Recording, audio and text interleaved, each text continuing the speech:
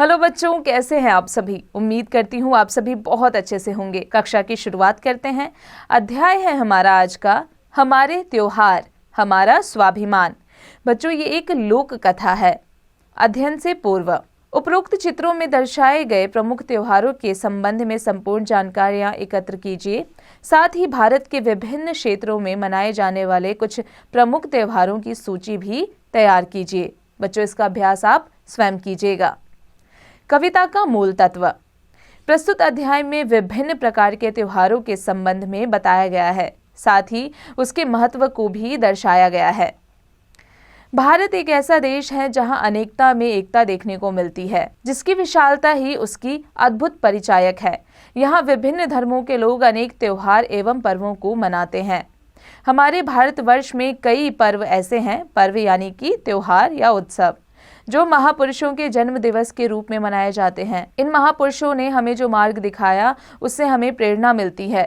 2 अक्टूबर को राष्ट्रपिता महात्मा गांधी का जन्म दिवस गांधी जयंती, बच्चों जयंती यानी जन्मदिन, के रूप में देश भर में मनाया जाता है। 15 अगस्त को हम स्वतंत्रता दिवस और 26 जनवरी को हम गणतंत्र दिवस के रूप में मनाते हैं। इन त्योहारों को संपूर्ण देश में हर्षोल्लास के साथ मनाया जाता है। इन पर्वों को हम राष्ट्रीय पर्व कहते हैं। धार्मिक पर्वों में रामनवमी पर्व भगवान रामचंद्र जी के जन्म दिवस के रूप में तथा जन्माष्टमी श्री कृष्ण के जन्म दिवस के रूप में हर्षोल्लास से मनाया जाता है।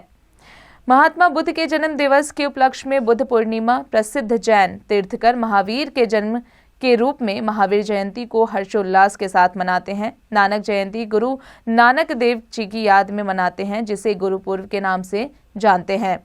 जाड़े के दिनों में क्रिसमस के त्यौहार को मनाते हैं, जिसे ईसा मसीह के जन्मदिवस के रूप में जाना जाता है। इन सभी धर्मों के महापुरुषों ने सेवा, त्याग और प्रेम का संदेश दिया। अब आता है नववर्ष। प्रत्येक वर्ष हम 1 जनवरी नववर्ष के रूप में मनाते हैं। भारतीय पंचांग के अनुसार नववर्ष 1 जनवरी को नहीं मनाया जाता। हर प्रदेश और हर समुदाय के लोग इसे अलग अलग दिन अपने अपने तरीके से मनाते हैं। उगादि पर्व आंध्र प्रदेश, कर्नाटक तथा तमिलनाडु में चैत्र मास के शुक्ल पक्ष में मनाया जाता है।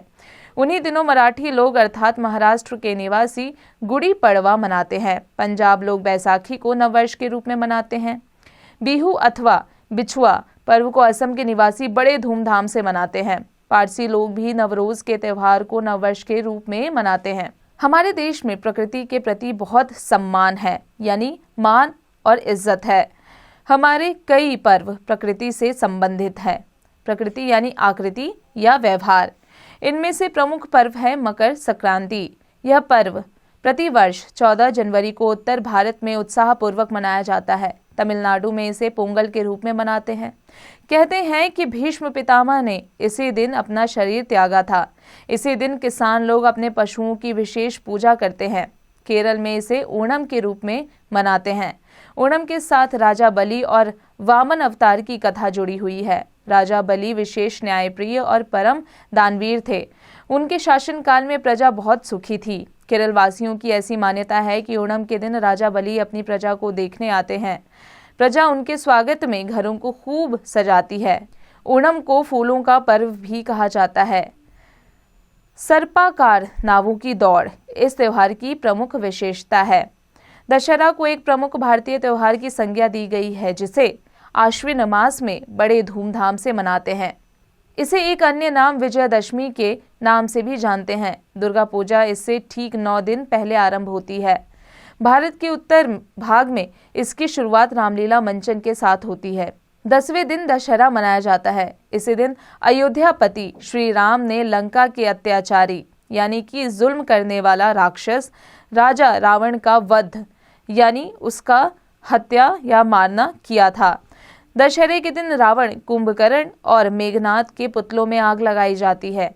इन्हीं दिनों बंगाल में दुर्गा पूजा का आयोजन किया जाता है। दुर्गा पूजा बंगाल का प्रमुख त्योहार है। कार्तिक मास की अमावस्या के दिन दीपावली का त्योहार झिलमिलाती रोशनी के साथ मनाते हैं।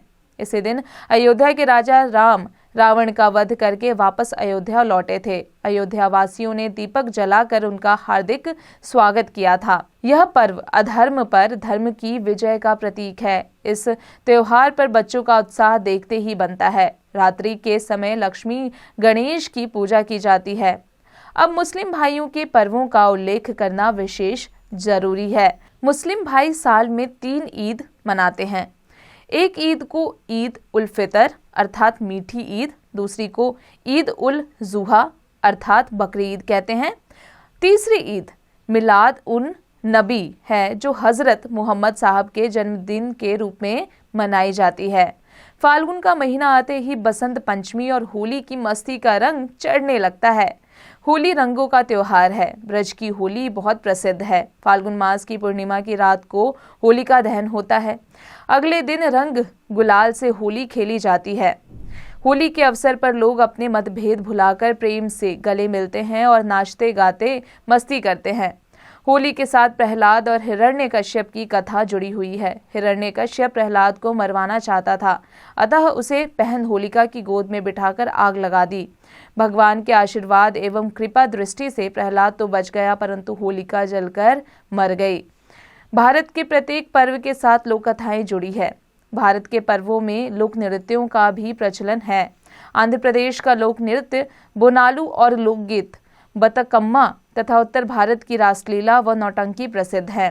भारत में प्रतिमाह कोई न कोई पर्व अवश्य मनाया जाता है। इनसे जीवन में सरसता बनी रहती है। यही कारण है कि भारत को पर्वों का देश कहा जाता है। बच्चों, अब आ जाते हैं उच्चारण करें पर। क्रिसमस, संक्रांति, अत्याचारी, झिलमिलाती, हिरण्यकश्यप, बतकम्मा। अब आ जाते हैं अभ्यास कार्य पर। बच्चों, इसका अभ्यास कार्य आप स्वयं कीजिएगा।